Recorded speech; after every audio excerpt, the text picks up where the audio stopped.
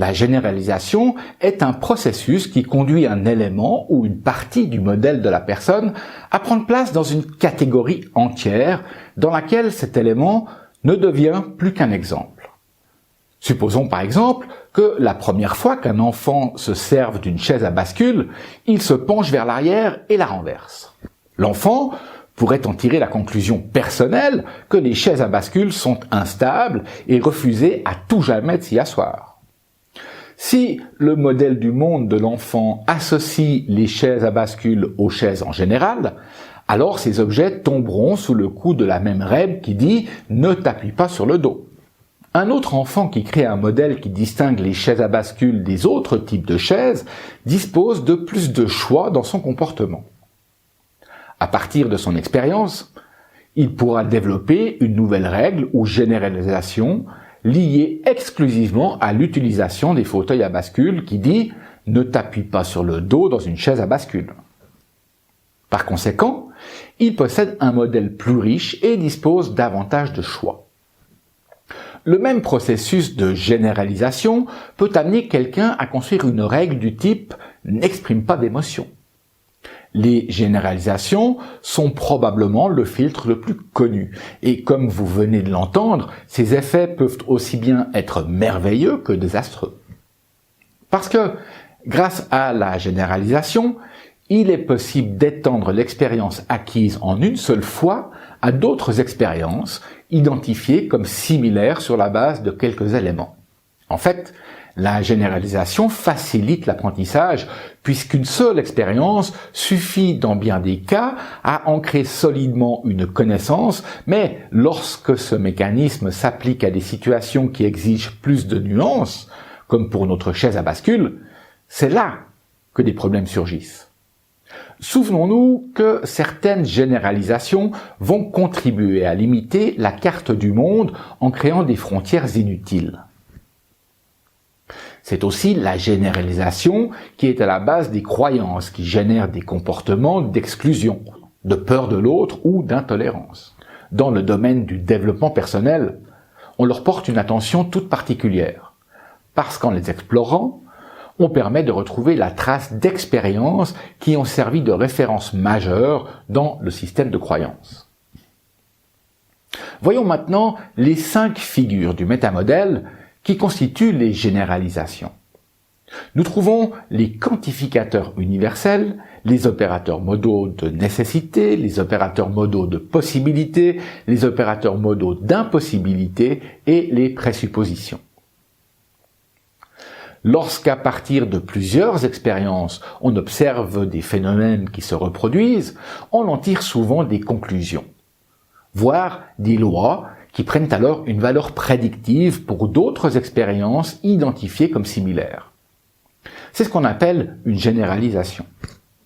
En PNL, on désigne les quantificateurs universels comme les mots et les expressions telles que tout, tout le monde, personne, jamais, toujours, chaque fois, tout le temps, partout, nulle part, etc. Tout se passe comme s'ils énonçaient une loi universelle ou une affirmation telle que « personne ne fait attention à moi »,« il ne me demande jamais mon avis, tout le monde est toujours contre moi ». Pour mettre en doute cette affirmation, nous allons favoriser l'apparition de contre-exemples, d'exceptions à la règle. Et la façon la plus simple et la plus directe consiste à reprendre le terme utilisé et l'employer d'une façon interrogative, c'est-à-dire en élevant légèrement l'intonation à la fin du mot. Par exemple, si votre interlocuteur dit « tout le monde est toujours contre moi », vous lui poserez la question « vraiment tout le monde ? Toujours ? Connaissez-vous des personnes qui, des fois, sont avec vous ?» Les opérateurs modaux indiquent des limites de notre carte de la réalité. Ils expriment des règles pour certaines indispensables et utiles, pour d'autres qui interdisent tout épanouissement. Derrière chaque opérateur modal se cache une croyance. Ces croyances, qui deviennent des lois personnelles, forment en quelque sorte des remparts contre des peurs restées non dites, et révèle ce qui structure nos représentations du monde. L'opérateur modal de nécessité, lui, se repère dans une phrase qui identifie une règle au comportement. Par exemple, si votre interlocuteur vous dit « Je ne dois pas montrer mes émotions » ou « Je dois rester en avance sur mon programme », il s'agit pour vous d'identifier les conséquences responsables pour la règle. Vous poserez donc la question « Et que se passerait-il si vous les montrez ? Et que se passerait-il si vous n'aviez plus d'avance ?» Dans l'énoncé de votre interlocuteur, vous allez repérer les opérateurs modaux de nécessité par des mots-clés comme « devrait »,« doit »,« est nécessaire »,« impératif »,« a besoin de »,« obligé ». L'opérateur modal de possibilité se repère dans une phrase qui identifie une possibilité au comportement. Par exemple, si votre interlocuteur vous dit « Je peux parfois être totalement désorganisé », il s'agit pour vous d'identifier la cause du problème.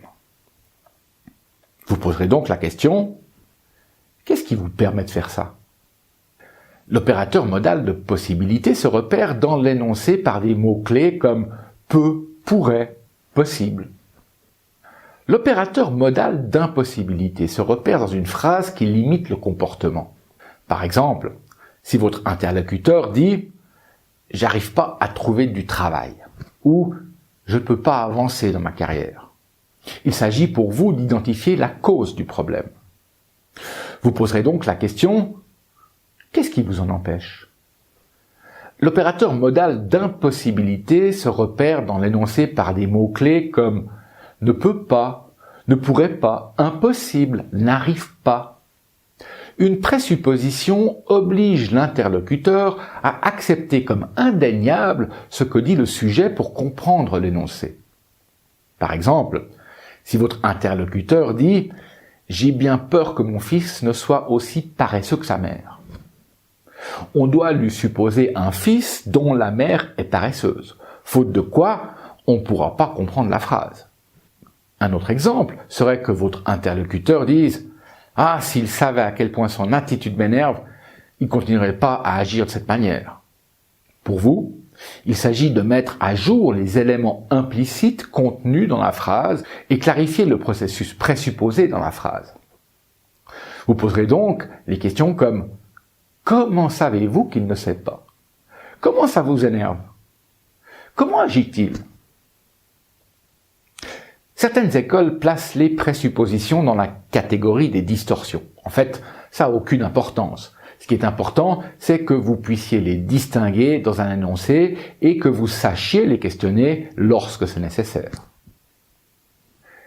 Donc, ce que je dois comprendre, c'est qu'on peut toujours orienter l'attention des clients en posant des questions. Mais je ne peux pas savoir à chaque fois quelle est la bonne. Je peux aussi me tromper. Si tu pouvais être un peu plus simple dans tes explications, ça me faciliterait la tâche. J'arrive pas à tout retenir de ce que tu dis. C'est toujours pareil avec toi.